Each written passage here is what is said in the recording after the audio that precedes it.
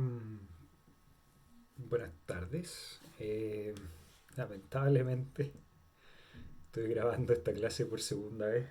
Eh, ya la había grabado casi por completo, estaba en la última frase y se cerró espontáneamente el teléfono y no se guardó la clase. Así que básicamente perdí todo lo que había hecho. Así que bueno, voy a partir su clase por segunda vez. Espero que la disfruten y que no se note mi desánimo con las circunstancias. El apunte en que nos toca es el apunte relativo a derecho societario en general, ¿cierto? Y este apunte parte con algunas cuestiones previas que creo que es posible que ustedes las absorban solos. Básicamente son cuestiones que ya habíamos conversado, así que son temas que deberían poder digerir sin problema, que son relativos a eh, la necesidad o la equivalencia entre sociedad y empresa, que no son equivalentes, ¿cierto? No necesariamente. Sociedad y empresario colectivo, donde sí hay una equivalencia mayor. Esos son un poco los temas con los que se introduce este apunte que eh, ustedes pueden ver por sus propios medios.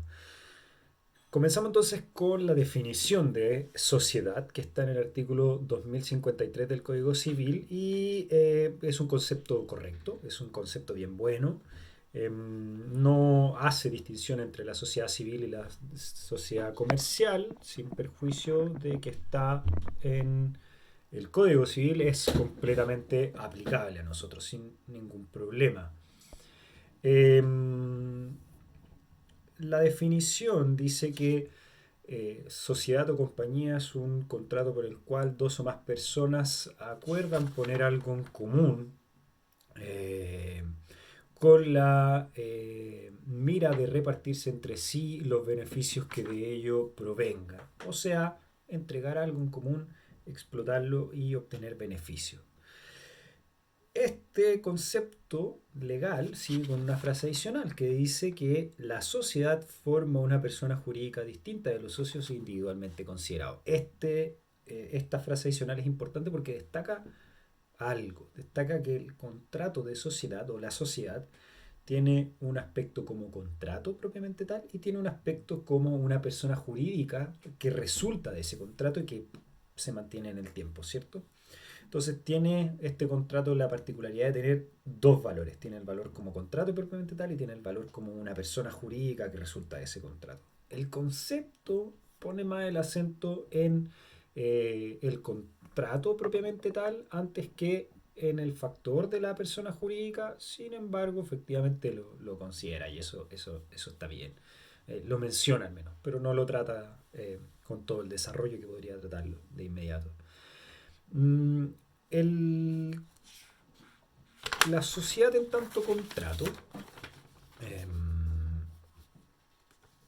es algo que en nuestro código existía, en nuestro código se anuncia a totalidad, ¿cierto? Y eso es porque tradicionalmente no existía alguna sociedad que no necesitase ser un contrato, pero ustedes saben ya que con la creación de la sociedad por acciones, el 2007, la ley 20.190, se incorpora a esta sociedad que no es propiamente un contrato, o no necesariamente es un contrato, porque se puede formar por una sola persona, o sea que va a poder constituirse con una declaración, con un acto constitutivo unilateral, unipersonal inclusive, ¿cierto?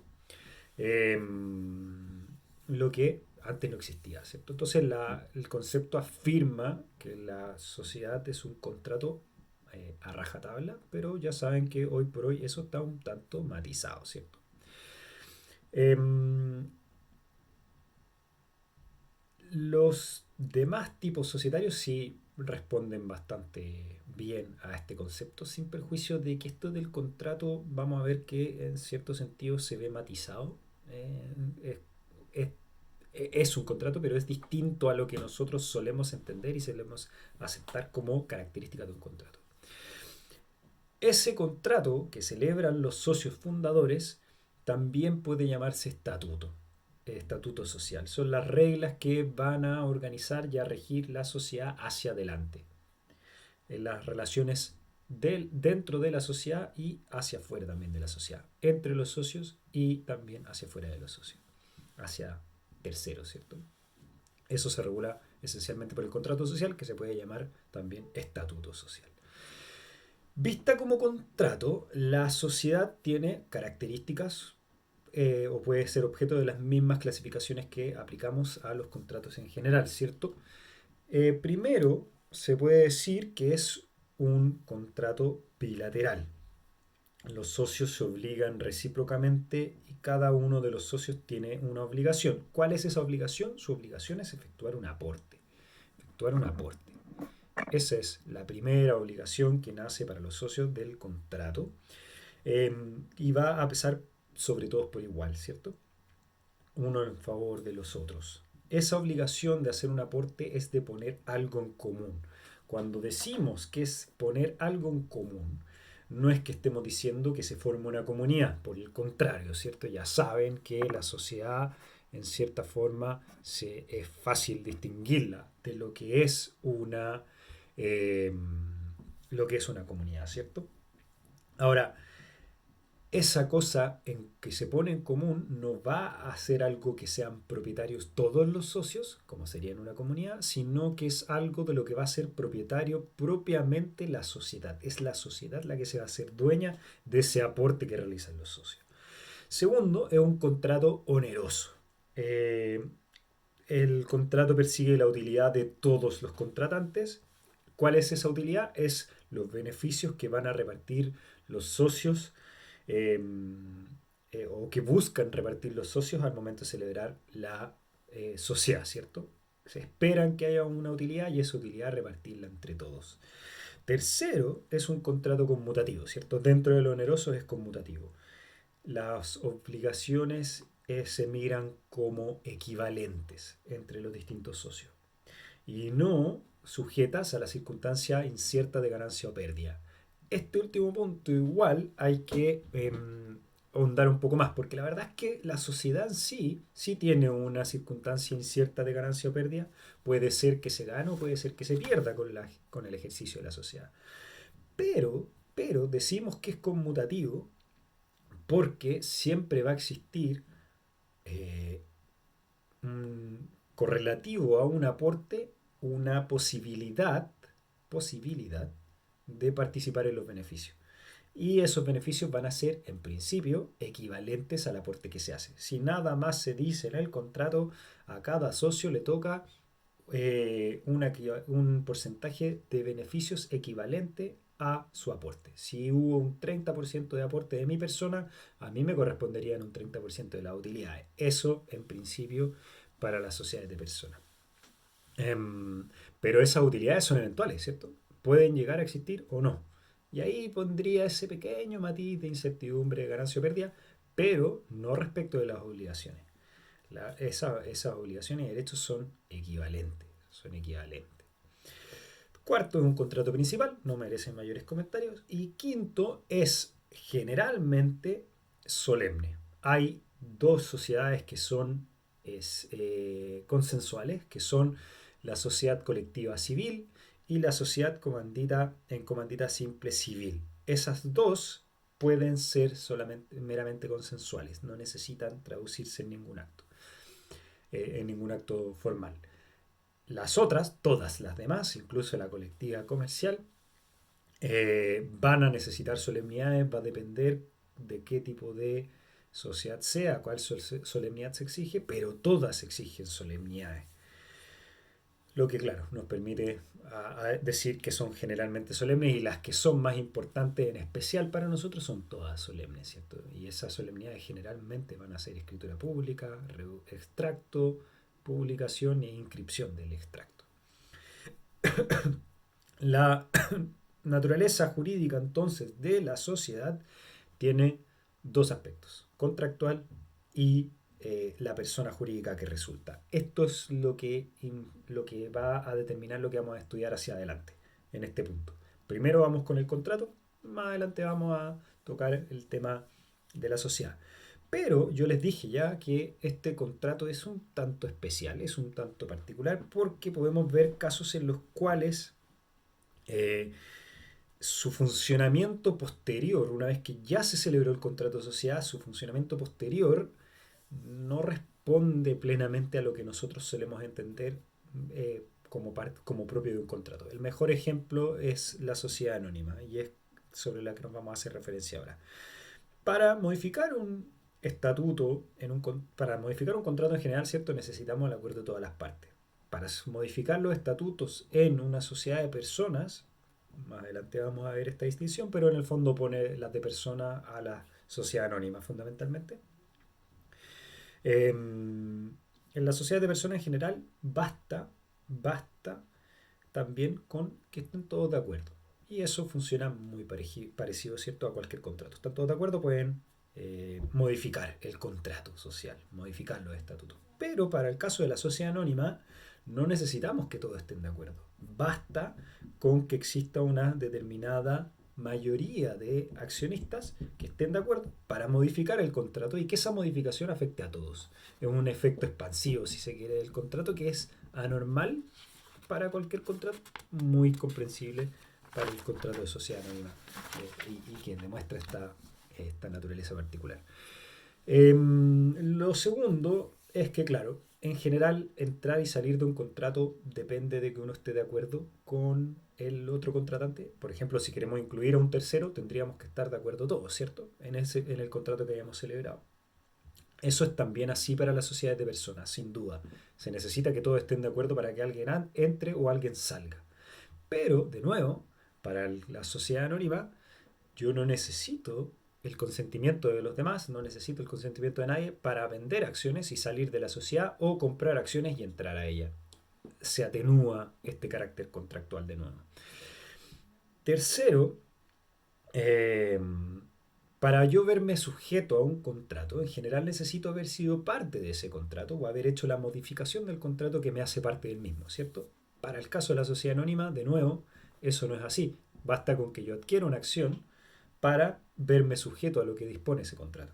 De nuevo, entonces, no coincide plenamente con lo que entendemos normalmente para los contratos. Y finalmente, hay un cierto tipo especial de sociedad anónima, que son las sociedades anónimas abiertas especiales, que eh, no basta con la celebración del contrato de sociedad, no basta con que se cumplan las solemnidades del contrato de sociedad de que se trate.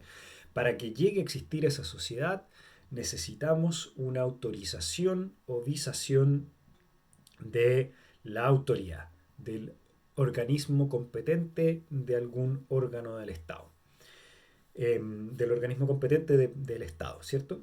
Eso, eso obviamente que se sale de lo normal de un contrato. No necesito la autorización del Estado para llegar a formar y producir los efectos de un contrato por reglas absolutamente generalísimas, ¿cierto? Pero para poder formar, por ejemplo, un banco, que sería una sociedad anónima especial, yo voy a necesitar que me autorice la superintendencia de bancos e instituciones financieras para poder eh, llegar a existir como sociedad. Recién ahí voy a poder existir como sociedad. Lo que entonces, de nuevo, nos saca fuertemente de lo que normalmente entendemos propio de un contrato. Entonces, ¿es contrato? Sí. Es un contrato que en algunos casos tiene particularidades especiales y que quizás atenúan esa, ese carácter contractual y ponen más el acento en el aspecto de la persona jurídica, ¿cierto? Pero bueno, es un contrato. Es un contrato. Como todo contrato, entonces, tiene que elementos esenciales de la naturaleza y accidentales, ¿cierto? Como el artículo 1444 del Código Civil, ¿cierto? Este también, aquí también. Los elementos de la esencia, eso sí, vamos a dividirlos un poco distintos y vamos a llamarles elementos de fondo. Los elementos de fondo que tienen que concurrir en la sociedad en cuanto a contrato son los tradicionales elementos de la esencia.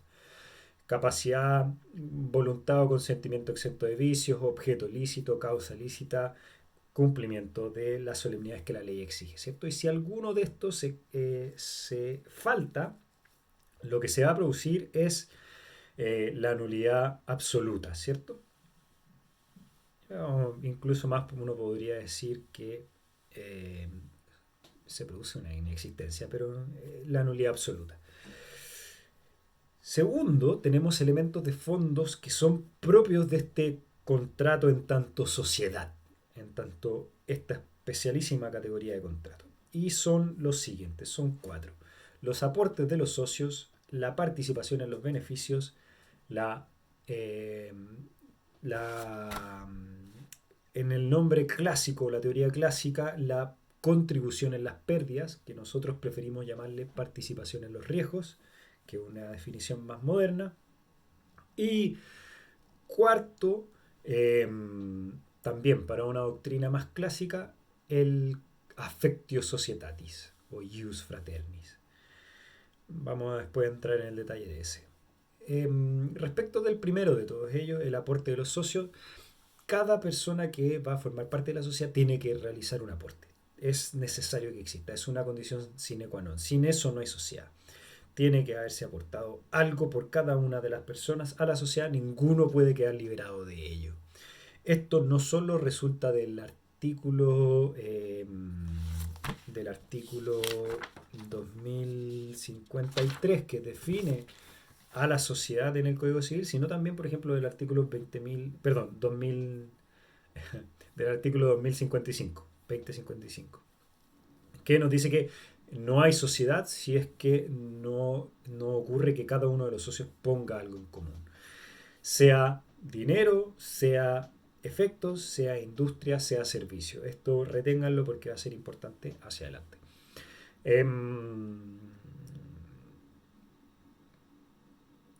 Si es que si es que no hay esto, no va a haber sociedad, va a faltar eh, o va a faltar algo para que ese socio llegue a formar parte de la sociedad. Los tipos de aporte pueden ser aportes de capital o de industria. Y eso se traduce en que existan socios de capital y socios industriales o de industria. El aporte industrial es el que consiste en prestar servicios o efectuar trabajos o realizar actividades en favor de la sociedad, para la sociedad. Eso es lo que los distingue. Bien parecido a que preste trabajos a la sociedad, pero no es propiamente un contrato de trabajo. Como contraprestación de este aporte que yo realizo, voy a recibir una cuota o una parte de los derechos sociales. Voy a tener una cuota social o un derecho social. El nombre es básicamente intercambiable. Ahora, en el caso de las sociedades anónimas, eh, claro, la persona que tiene un derecho social o una cuota social es un socio. Él es el titular de los derechos sociales. En el caso de la sociedad anónima, no es exactamente igual, sino que lo que ocurre es que uno es accionista y la acción es un título de crédito que representa la participación que tengo como socio en una sociedad. Hay una distinción. Aquí prima un papel, un documento, un título.